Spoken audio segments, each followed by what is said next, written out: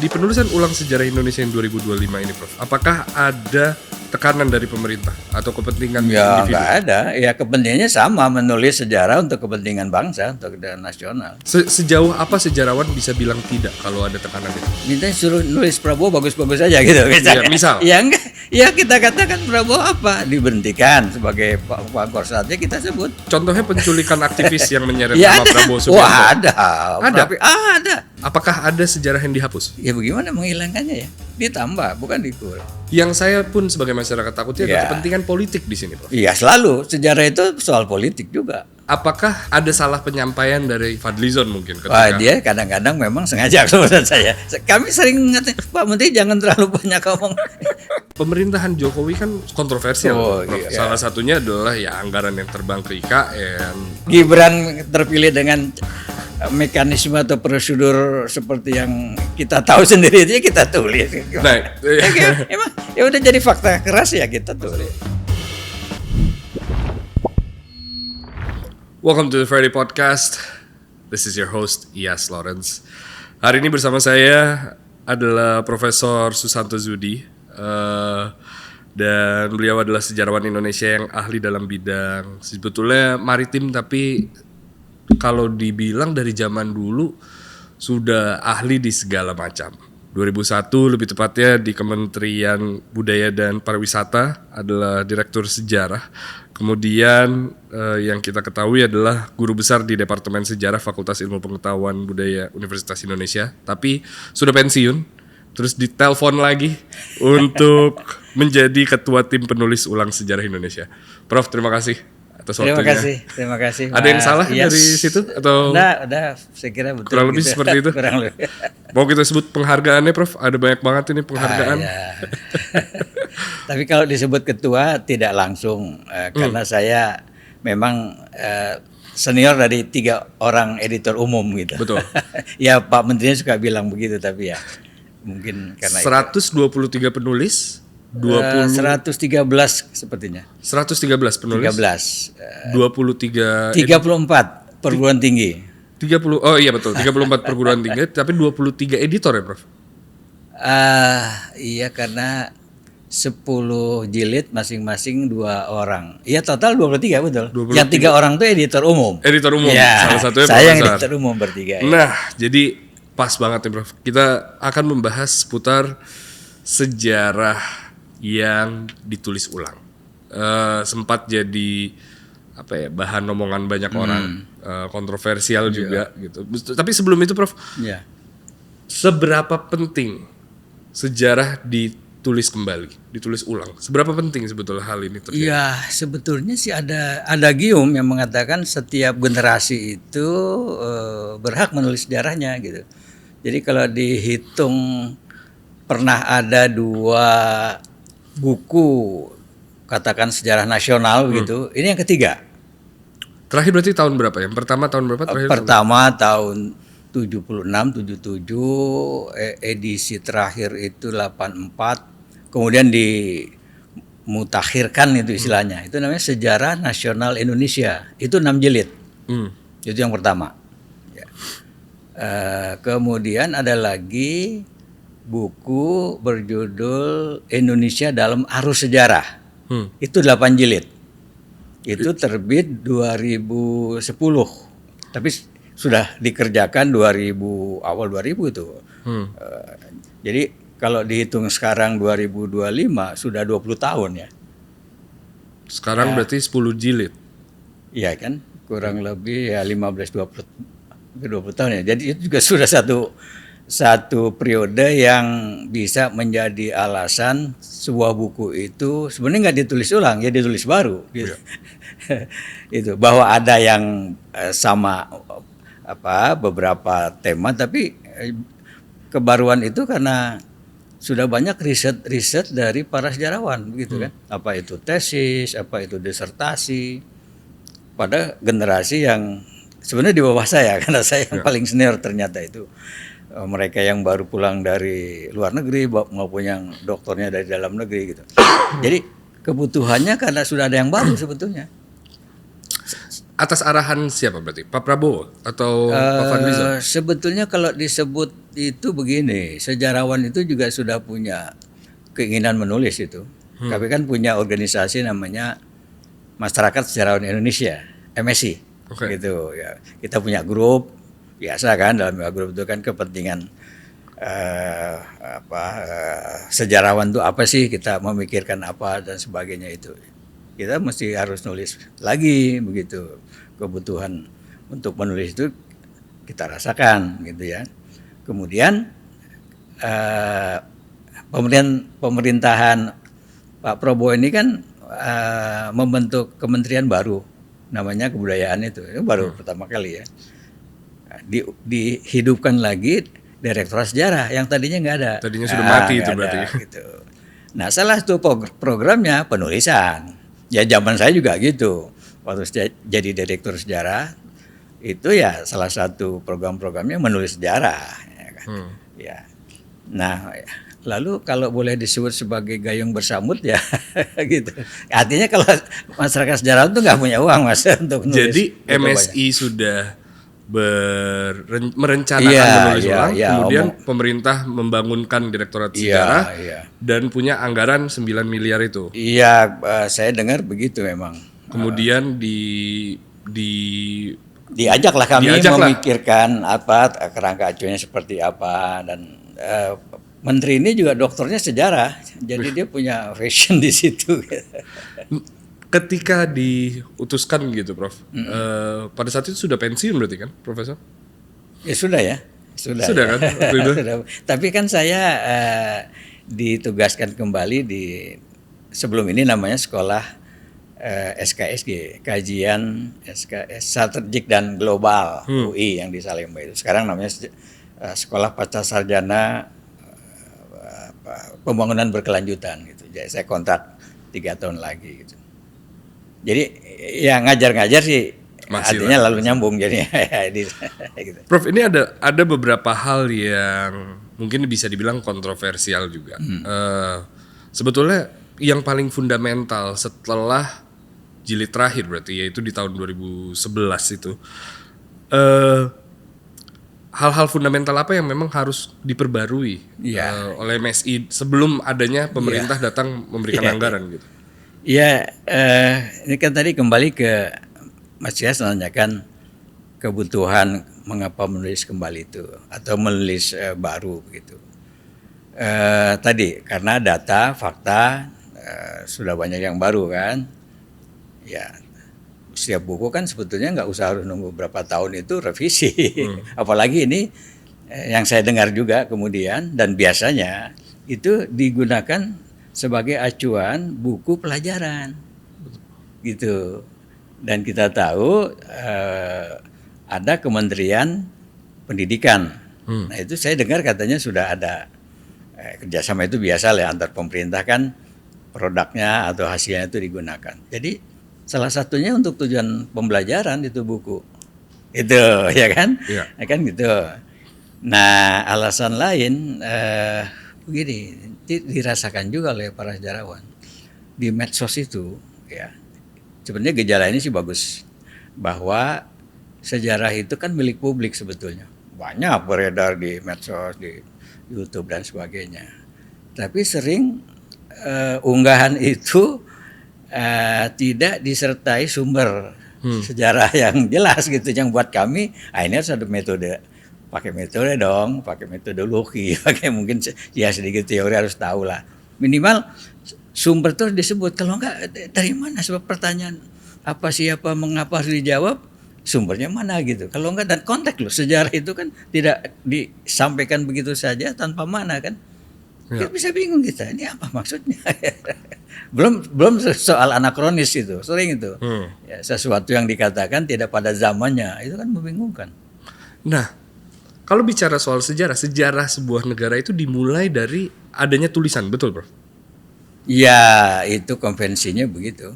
Tapi kan sumber-sumber artefak, bahkan ekofact itu kan juga sumber sejarah. Artinya pernah ada peradaban. Nah itu memang sempat kita itu berdebat itu dengan teman-teman arkeolog yang masih memegang istilah atau konsep prasejarah di jilid 1 itu rame memang ya, tapi teman-teman di arkeologi juga ada yang menerima atau tidak menerima konsep itu. Jadi sesuatu itu kan kita perkenalkan saja gitu. Yang penting faktanya sama tapi interpretasinya gitu. Nah itu dia Prof, kan banyak sekali istilah-istilah yang diubah nih. Salah satu hal yang diubah adalah prasejarah tadi. Ini yang menjadi kontroversi kan, bahwa sejarah itu dimulai setelah ada tulisan, dan peradaban itu kan civilization memang seharusnya adalah prasejarah gitu yang kita ketahui selama ini lah kurang lebih. Salah satunya ya salah satu arkeolog Pak Truman Simanjuntak mengundurkan diri kan karena menolak istilah prasejarah jadi sejarah awal gitu. Iya peradaban awal, sejarah awal. Jadi peradaban itu kan memang yang dikaji oleh sejarah. Jadi sejarah itu sebenarnya study of civilization dalam arti yang luas, atau study is history is a science man in time gitu. Jadi manusia dalam waktu. Ya waktu kan kapan saja sebetulnya gitu. Kita lalu sejarawan yang membagi-bagi periodisasi. Jadi sejarah itu tentang peradaban. Akhirnya ketok palu di bab 1 itu dengan perdebatan seperti itu seperti apa Prof kemarin?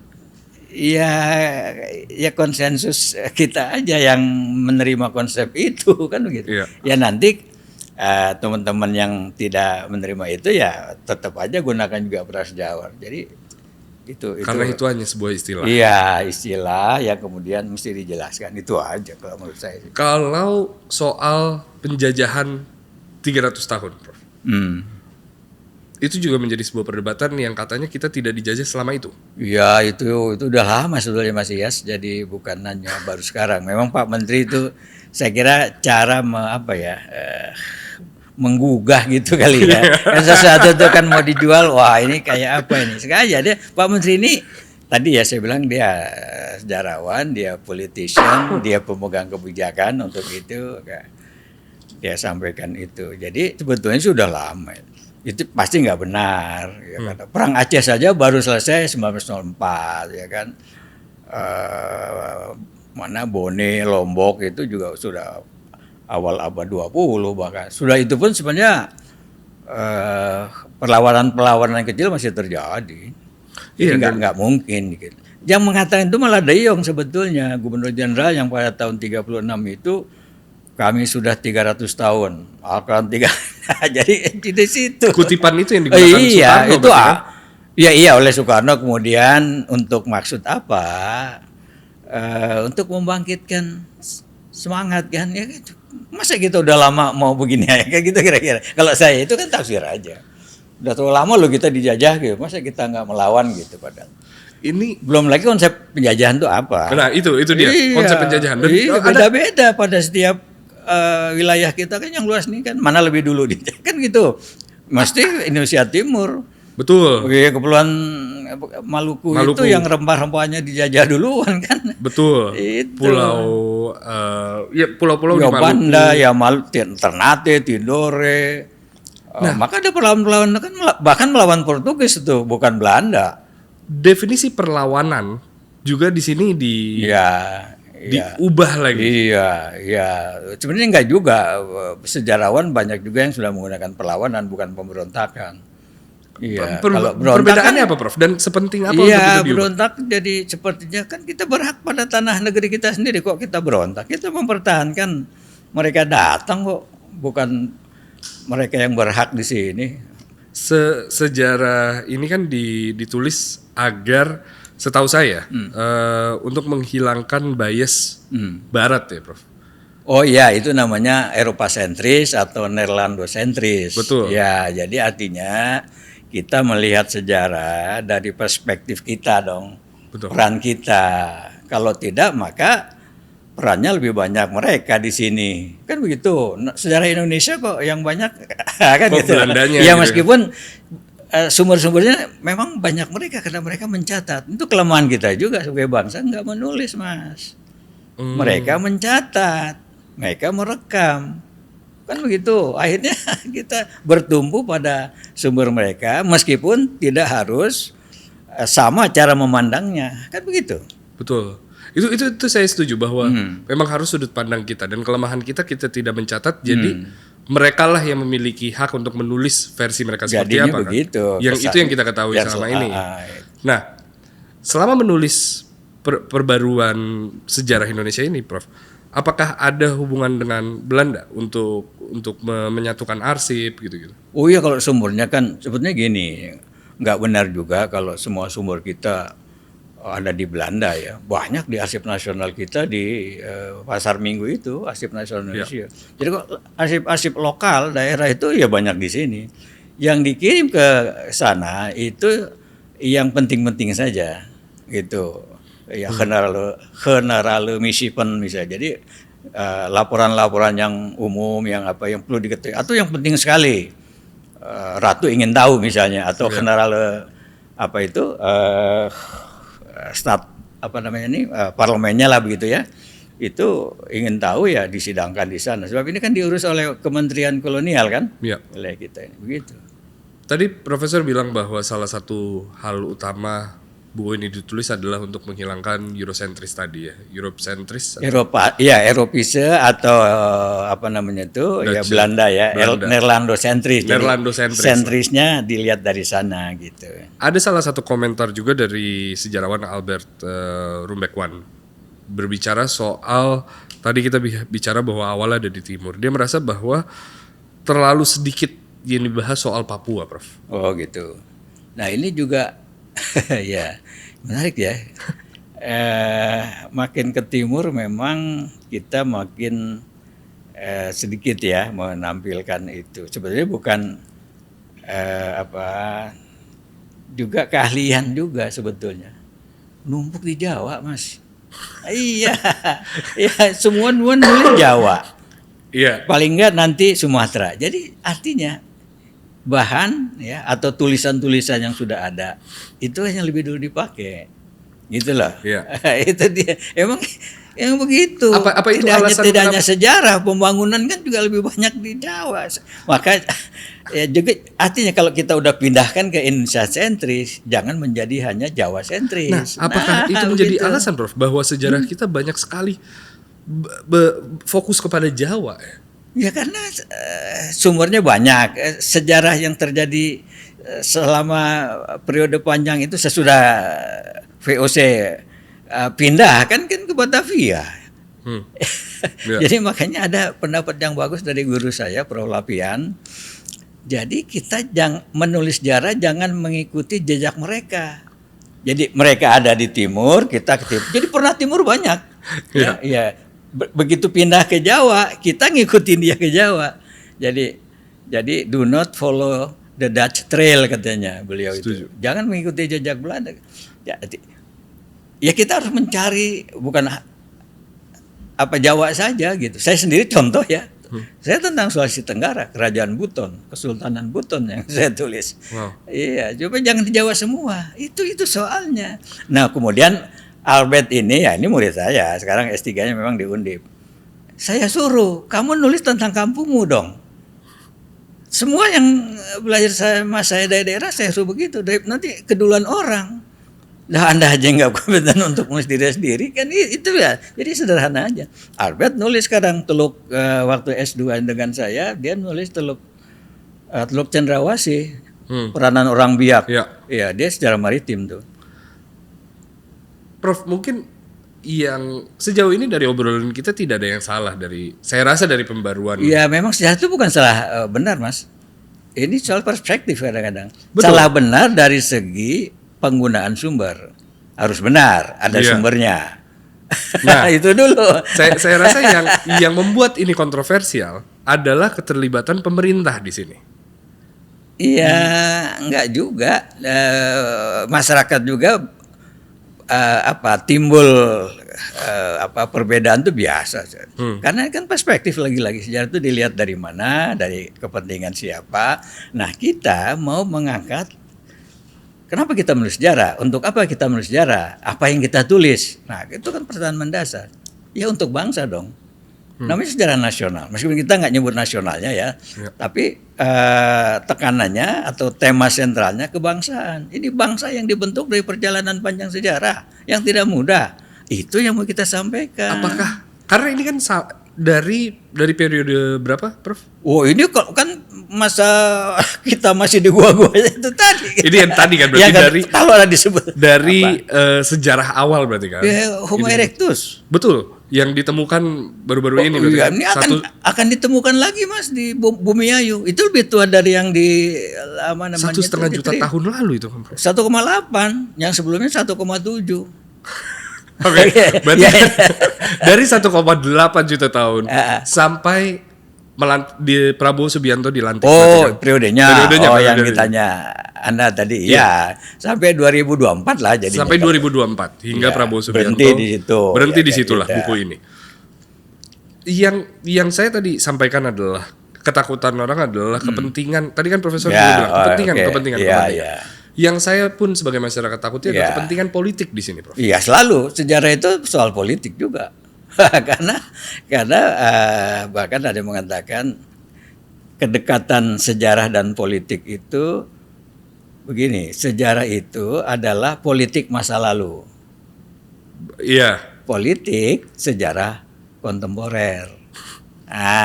Ini udah mulai masuk konsep nih. Jadi history is past politik is contemporary history, begitu. Nah, yang di sini ini biasanya yang seru memang. Karena politik itu kan timbul tenggelam dan makanya kalau pendekatannya Brodel ini dipakai juga oleh teman-teman terutama sejarah maritim. Peristiwa itu kayak kembang api kalau kata Brodel, enggak penting peristiwa tapi di konjungtur kayak apa, di struktur kayak apa gitu. Jadi dampaknya kan yang paling penting, Prof. Iya, kemudian tapi artinya politik itu kan ritmenya itu ini cepat sekali berubah. Iya. Nah, harus ditangkap polanya kan gitu. Ada menunggu cukup panjang. Jadi sejarah juga harus ada yang sabar, harus kita tunggu. Belum bisa kita ungkap. Yang belakangan ini kan masih simpang siur, tapi sebagai gejala hard fact gitu kita tampilkan. Nah, di penulisan ulang sejarah Indonesia yang 2025 ini, Prof, apakah ada tekanan dari pemerintah atau kepentingan individu? Nggak ada. Ya, kepentingannya sama, menulis sejarah untuk kepentingan bangsa, untuk kepentingan nasional. Sejauh apa sejarawan bisa bilang tidak kalau ada tekanan itu? Ya, apa misalnya ya, enggak. Minta suruh nulis Prabowo bagus-bagus aja gitu misalnya. Ya, misal. Ya enggak. Ya kita katakan Prabowo apa? Diberhentikan sebagai pangkostratnya kita sebut. Lalu kerusuhan Mei, ya kita sebut, ada faktanya kan. Contohnya penculikan aktivis yang menyeret nama Prabowo Subianto. Wah, ada. Ada. Yang sempat dibahas adalah soal pemerkosaan massal, Prof. Ada juga, cuma tidak massal. Kita nggak gunakan massal karena itu juga masih debatable daripada kita masuk pada konsep yang penjelasannya nanti tidak benar-benar terbukti. Berapa sih pengertian massal? Iya, massal itu berapa? Ya, mesti harus 1000 mungkin. Kalau yang di tempat-tempat lain tuh kayak apa di negeri orang kalau yang namanya masalah dan diperintahkan secara kan ini sporadis, gitu kan, gitu. Dan ada angka segini kan itu nggak fix kan angka itu. Paling tinggi berapa gitu ya? Ya kita sebut aja. Ada yang mengatakan seperti ini. Tapi Tempo misalnya mengatakan. Tapi kita sebagai masyarakat tidak. Yang penting maknanya, Mas. Jangan kita berdebat pada sesuatu yang substansinya sebetulnya kita mau katakan kekerasan itu tidak baik. Betul. Tidak harus kita ulangi. Nah, itu akhirnya sebenarnya itu. Kita tidak bisa membuktikan sesuatu yang tidak terjadi. Ya harus ada faktanya. Harus ada faktanya. Itu aja sejarah. Apakah ada salah penyampaian dari Fadlizon mungkin ketika dia kadang-kadang memang sengaja menurut saya. Kami sering mengatakan, Pak Menteri jangan terlalu banyak ngomong. Jadi akhirnya ya udah saya berhenti dulu ngomong. Ya, kalau begitu gimana? Keterlibatan beliau dalam menulis? Ya nggak ada, gimana? Oh tidak ada? Iya nggak ada. Ya kasih sambutan apa kan begitu. Ya sering di YouTube juga dia bicara aja kan. Sejarah Indonesia nih mestinya begini-begini. Ketika kan, sidang DPR. Kalau kita ketika sidang DPR 2002. Iya saya hadir, saya kan ikut. Nah, itu kan lumayan vokal di situ dia. Iya. Dia sendiri aktivis. Jadi kadang-kadang mana dia sebagai sejarawan, sebagai menteri, sebagai aktivis partai kan juga dia berangkat dari kepentingan. Tapi saya kira ketika kita bicara bangsa ya kita punya frame yang sama lah. Ya. Menurut saya sih gitu. Bahwa nanti akan kelihatan di sana sini ya wajar aja. Kan penulisnya 113 Mas. Bagaimana editor bisa ngontrol? Iya betul. Iya ya. Dan nanti juga soal diksi ya, cara penyampaian kata itu kan juga udah soal seni itu. Jadi sejarawan juga harus imajinasi dan tidak seperti ilmu sosial yang juga saklek misalnya kan, rangkaian kata dan sebagainya itu juga mungkin nanti ada yang nggak suka dengan cara yang mungkin terlalu apa istilah menteri itu positive tone misalnya. Positive tone. Nah, ya. contohnya ini Prof, banyak istilah diubah seperti zaman Hindu-Buddha. Itu kan diubah menjadi jaringan global. Iya, itu konteksnya kita perluas. Hindu-Buddhanya nggak hilang. Oke. Iya, ini lagi-lagi supaya apa? Menjawab tantangan global kita sekarang. Jadi sejarah itu sebenarnya untuk masa kini. Oke, Kita jadi mau katakan zaman itu kita udah mengglobal. paham. Berarti dipermudah bahasanya untuk ada di ruang kelas Tidak nanti. dipermudah, tapi ada perspektif baru.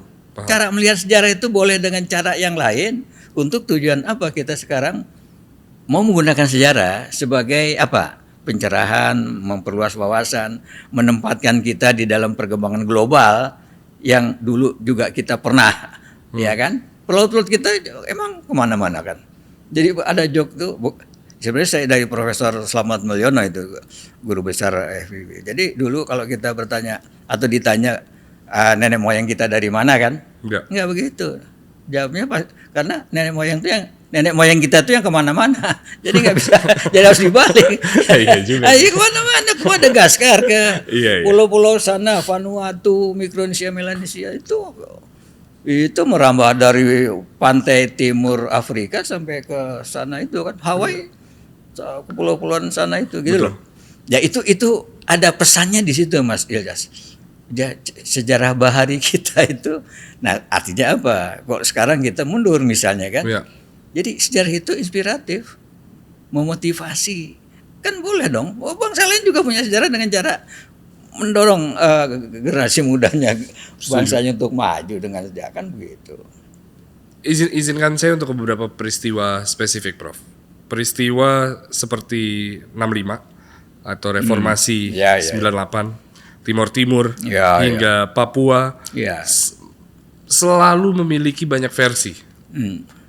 Bagaimana tim menentukan narasi yang dianggap paling tepat untuk ditanggungjawabkan? Iya, memang sejarah itu sebenarnya bukan juga kontroversi, tapi sejarah itu versi-versi memang, versinya siapa. Tapi lagi-lagi kan berangkat dari sumber tadi ya, sumber primer kita kaji, arsip kita bongkar lagi. Ini juga untuk menyadarkan bangsa ini, baik dengan arsip. Kan itu juga, jadi kita juga berpikir secara menyeluruh. Dengan cara begitu kan harusnya yang punya arsip, nih saya punya arsip, belum yang pengalaman lisan Mas Ilyas. Tim-tim itu sebagian besar menurut saya harus digali, diungkap itu melalui sejarah lisan. Banyak mereka yang punya pengalaman itu nggak tertulis kalau mereka nggak cerita, lalu dicatat oleh sejarawan. Ya. Gitu. Nah kembali kepada cara menulis dan yang jelas semua itu kita ungkap dan kita kemukakan. Ya supaya untuk pelajaran. Mau seperti sepahit apapun bangsa ini pernah melakukan atau berbuat atau menjadi dampak dari, jangan lupa itu juga kan perseteruan Eropa itu. Itu kan berdampak pada kita loh. Kita ingin membuat frame sendiri tanpa mengabaikan mereka, nggak mungkin mengabaikan kehadiran tapi peran kita. Lalu kita pilih tentu saja dengan sejarah juga pilihan loh. Kalau nggak dipilih mau berapa jilid? Mau ditulis semua, ya kan gitu. Oke, berarti kalau sejarah, saya setuju sejarah adalah pilihan, makanya hanya bisa dirangkum dalam 10 jilid. Tapi selama ini sejarah ini menjadi alat pembangun identitas bangsa atau mencari kebenaran sebetulnya, Prof? Ya dua-duanya. Dasarnya kebenaran dulu, kebenaran sejarah dari fakta. Fakta diperoleh dari sumber yang akurat. Sumber sedapat mungkin yang primer. Siap. Jadi ini kita gali, kan kerjasama dengan Arsip Nasional. Jadi yang dulu belum muncul, ini ada yang muncul baru. Sekitar 65 itu kita dapatkan itu.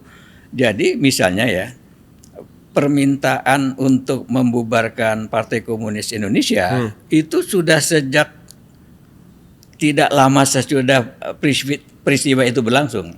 Jadi artinya awal Oktober tuh. Oh ya? Iya, tanggal 5, tanggal 6 itu misalnya Muhammadiyah di Sumatera Utara, NU di Jawa itu udah minta presiden bubarkan karena dia tuh yang bikin PKI gitu kan. Ya fakta itu yang sebelumnya nggak ada. Jadi kita imbang lah untuk mengatakan tentu nanti ada pembunuhan apa segala macam ya kita katakan memang ada. Penemuan apa yang paling fundamental ketika mengerjakan? Ya banyak sekali ya. Itu tadi itu contoh penemuan. Di sebelumnya kita nggak arsip itu baru ditemukan, baru kita buka, baru kita minta kan. Karena ada pertanyaan yang harus dijawab dengan sumber tadi, maka kita minta ke arsip. Mana fotonya, mana arsipnya, mana dokumennya. Koran juga, ya koran 2 Oktober itu kita pakai, yang sebelumnya nggak ada. Kita nggak tahu tuh, peristiwa sehari kan sudah itu kan, untuk membuktikan bahwa ini kan korannya PKI kan, Harian Rakyat tuh. Wah dia puji-puji, untung tuh begini-begini, nggak taunya perubahan terus terjadi. Ya itulah, misalnya itu, kita pang-pangkan supaya fakta berbicara kira-kira gitu. Ini ada.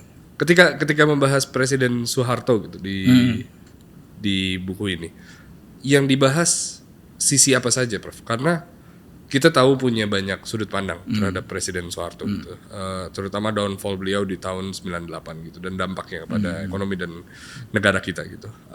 Apakah itu menjadi salah satu bab yang difokuskan juga? Ya itu sudah accepted history ya, artinya bahwa periode ini kan periode pembangunan. Siapa yang mengelak? Siapa yang bisa membantah gitu? Bahwa pembangunan itu juga berdampak, berekses, ya kita tahu semua kan gitu. Ya berusaha berimbang lah, bukan seimbang kalau istilah saya, seimbang mungkin sudah berimbang itu artinya ya berusaha untuk menyeimbangkan itu istilah berimbang. Jadi ada yang sukses, ada yang gagal, petisi 50 ada, Petrus ada, apa lagi? Iyalah.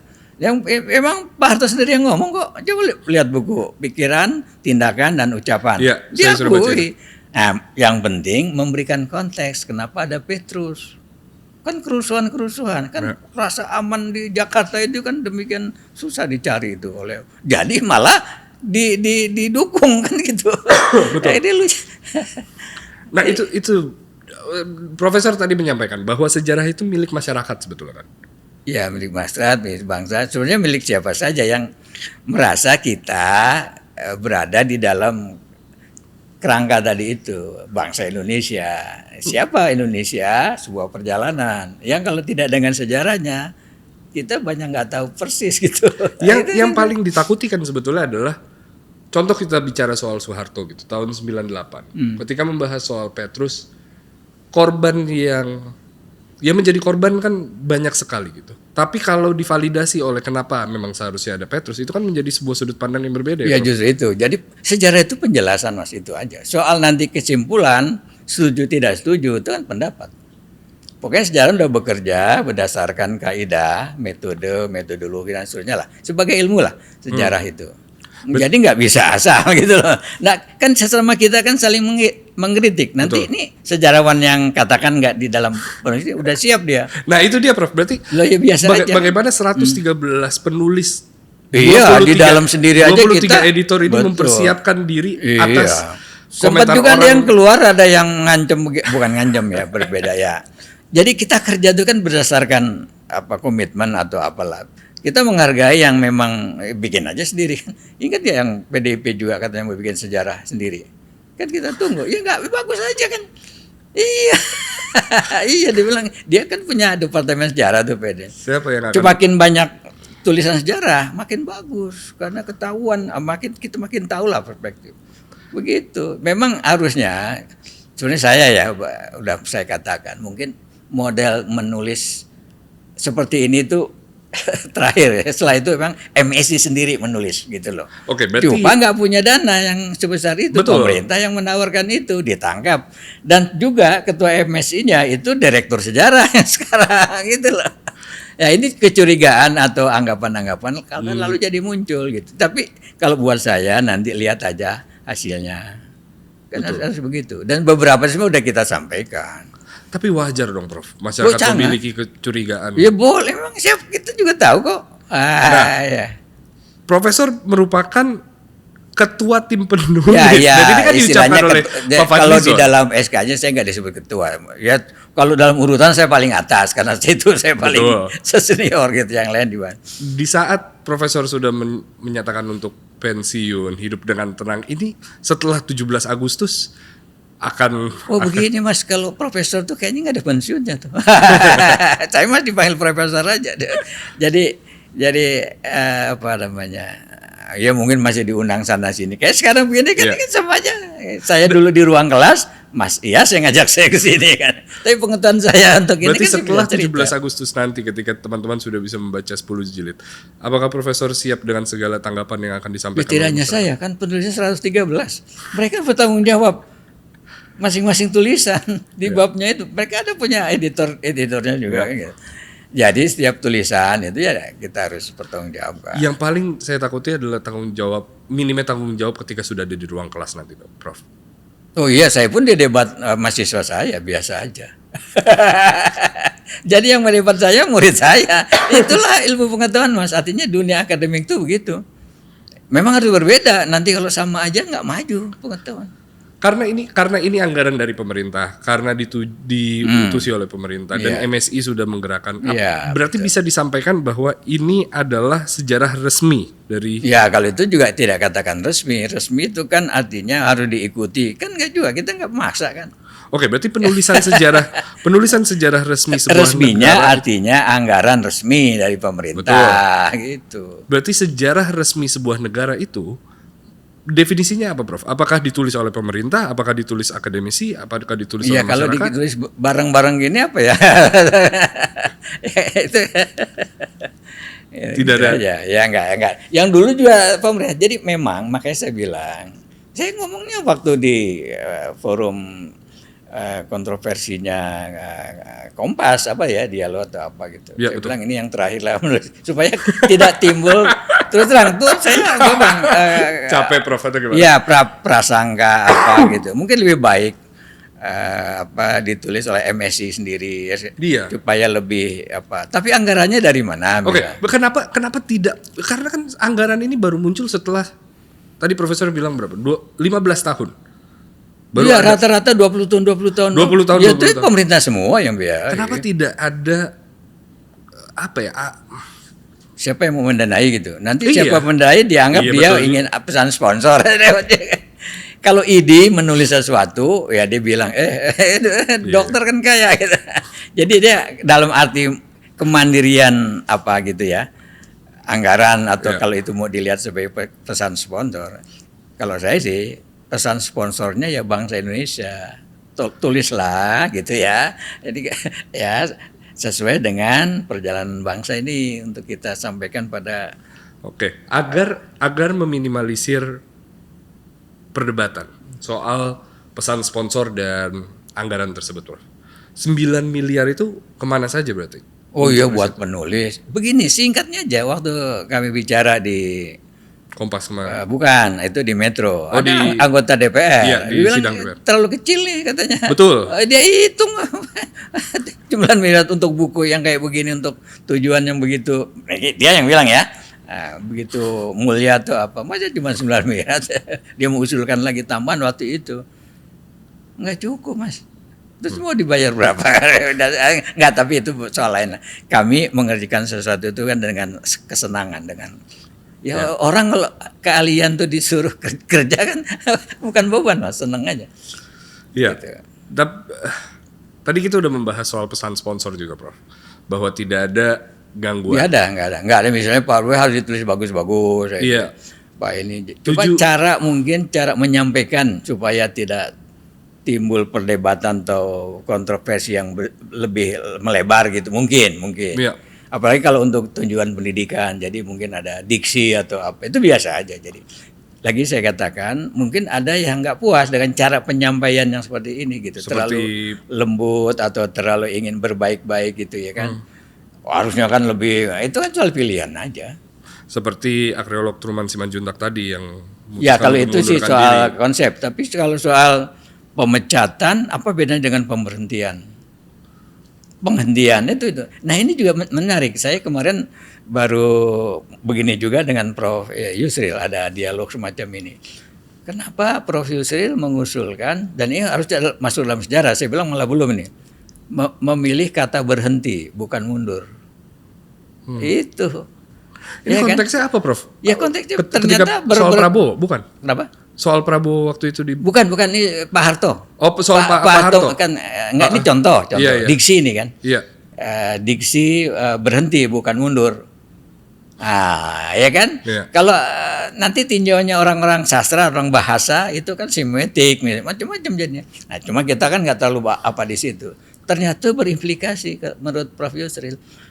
Dan Prof. Yusril berani mengatakan ini sah pergantian ini karena ketua MA didatangkan gitu kan. Iya. Banyak cerita yang menarik gitu. Tidak harus di MPR karena presiden kan ditetapkan oleh MPR kan, mandataris itu. Bukan kemudian sudah ada pemilu kan. Nah, itu. Jadi baru sepihak, jadi nggak sah itu sebetulnya. Nah kalau dia mau balik lagi gimana? Makanya digunakan pemberhentian, bukan ya berhenti. mundur. Itu istilahnya Itu, ya, Prof. saya Yusril, setuju. berhenti. Berarti dari sejarah yang kita miliki sebelumnya 6 jilid, Ya, kemudian menjadi 8 jilid, 6, 8, sekarang 10. menjadi 10. Apakah ada sejarah yang dihapus? Ya nggak, malah ditambah kok dihapus gimana? Makanya saya bertanya, apakah ada yang dihilangkan? Ya enggak, ya bagaimana menghilangkannya ya? Apakah ada yang tidak ditulis ulang dari 6 jilid 8 Malah jilid? ditambah, bukan.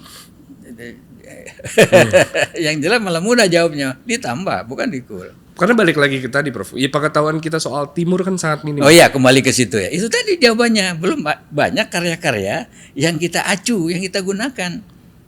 Lihat nggak? Jadi ada hikmah terselubung kalau begitu. Oh, masih ada bagian-bagian yang kita tulis. Kan begitu. Ya, ayo dong putra-putra daerah atau istilah tulis di kampungnya masing-masing supaya nanti masuk. Nanti kalau ada revisi, siap tuh si Albert itu.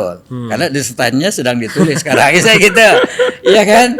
Jadi begitu masih ya cara melihatnya. Limitasi soal pengetahuan soal Papua mungkin bukan karena tidak banyak yang tahu, tapi tidak menjalani hari-hari aja kan sulit ya maksudnya, Prof. Ini kan bukan sesuatu yang harus kita utamakan. Itu Apakah dia. itu?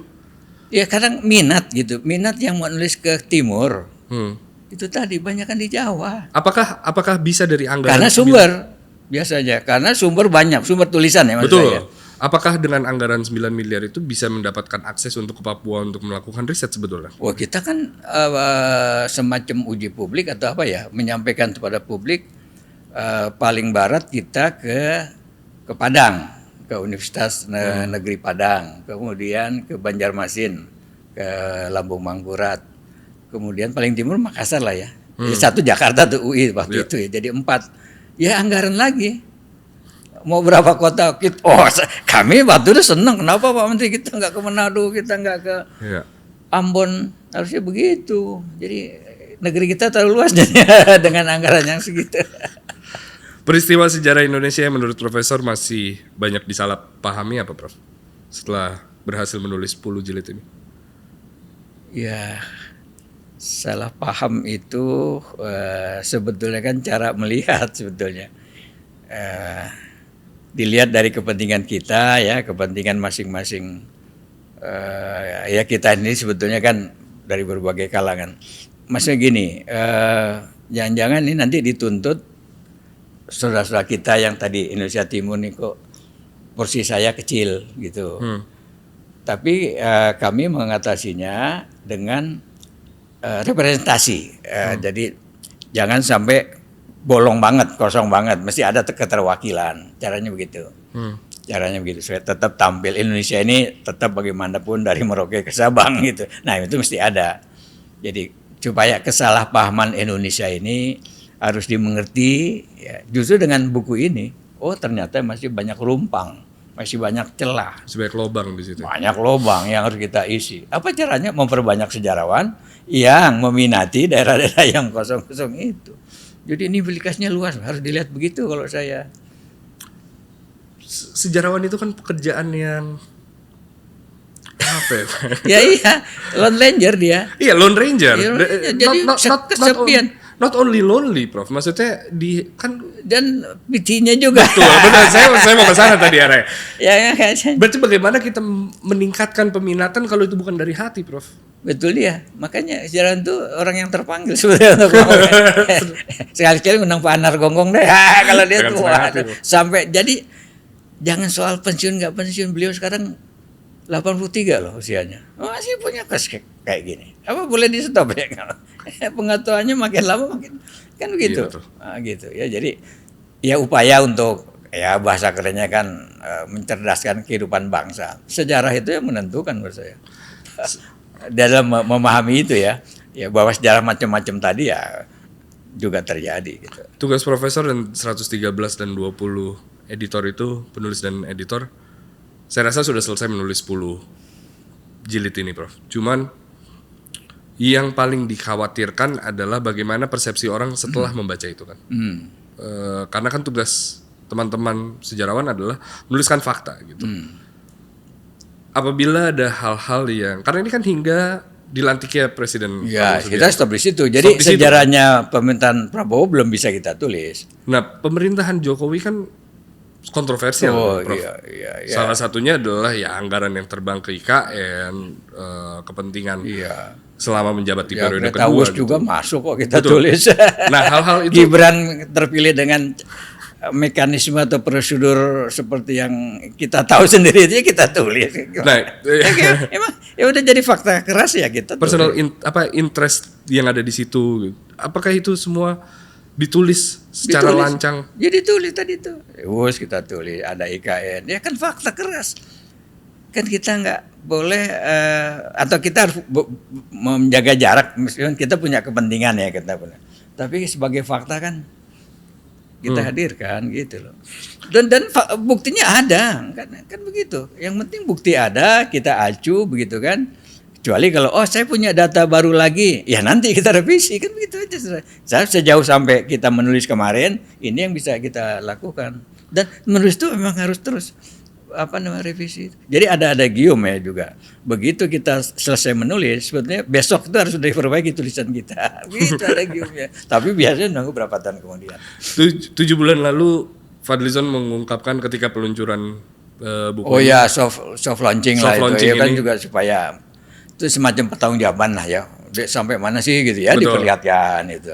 Beliau Draft menyampaikan kasar. bahwa itu pertama kali beliau menerima buku itu. Iya.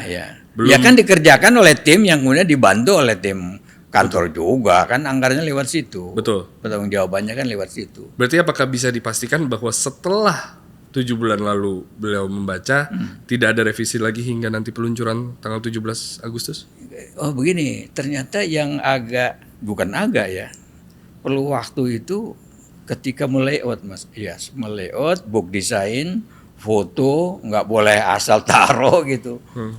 Dan menteri ini maunya buku ini bagus, bukan aja lux gitu mudah tidak hanya isinya tapi ya udah enak dilihat, ini bagus lah gitu ya. Nah itu perlu layouter yang bagus ternyata. Pemasangan foto. Jadi kami diundang lagi atau kita bertemu begitu untuk mencocok-cocokkan tim riset, foto-foto dipanggil. Jadi lama juga di situ ternyata. Berarti makan waktunya di bagian. Kalau dulu kan bukan begitu. Pekerjaan kita kan hanya begini, menulis naskahnya gitu. Kalau buat kita nanti udah selesai, ya kan? Begitu. Ini perlu ada foto, ini perlu begini. Wah, itu ternyata lama. Foto juga harus yang kita bisa pertanggungjawabkan kan. Nggak boleh ambil dari Google gitu. Wah, nanti kan. Penemuan paling signifikan yang berdampak ke buku ini apa, Prof? Ya misalnya ditemukannya itu lukisan gua-gua itu buat kebanyakan kita juga. Oh iya ya ternyata nenek moyang kita untuk membuktikan nenek moyang kita itu orang pelaut. Misalnya gitu. Kan waduh banyak Mas kalau itu. Itu bisa berseri-seri kita bikin itu. Lengkap dengan fotonya berarti, Prof? Iya. Wow. Ya itu arkeolognya ada sendiri di sana. Yang menulis itu tim kesan. Jadi banyak yang baru. Ya pastilah karena perjalanan waktu sebetulnya ya wajar ya. Generasinya makin baru, itu murid-murid saya yang nulis pada yang keren-keren, lebih keren dia daripada saya.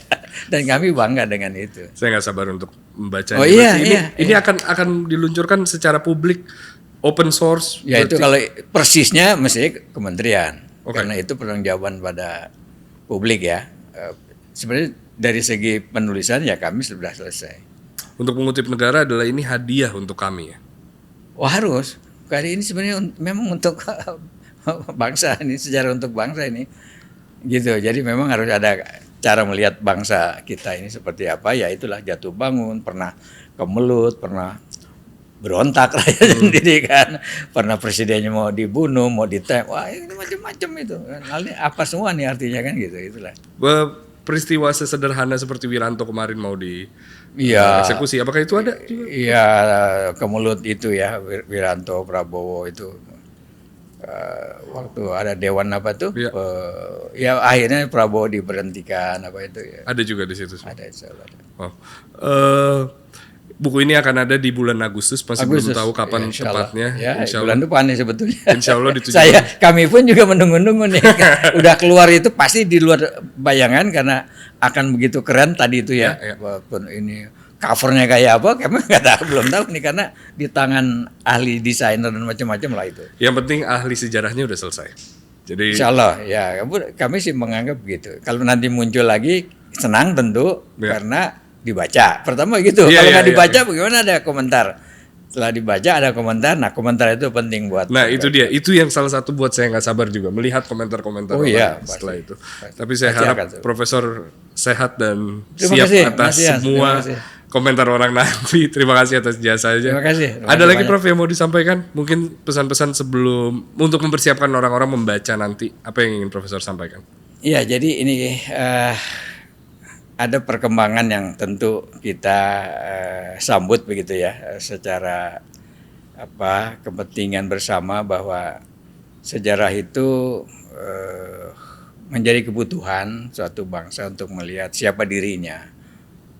Nah mudah-mudahan cermin perjalanan bangsa kita ini ya terlihat di dalam karya kami, dan kami siap dan senang begitu ya untuk kemudian dimasukkan, dikritik dan sebagainya. Dan tentu nanti ada generasi yang menulis lagi lebih baik dari ini, itu aja. Profesor, terima kasih banyak kalau gitu. Saya Yas Lawrence. Susanto Zuhdi. Sampai bertemu minggu depan. Bye-bye.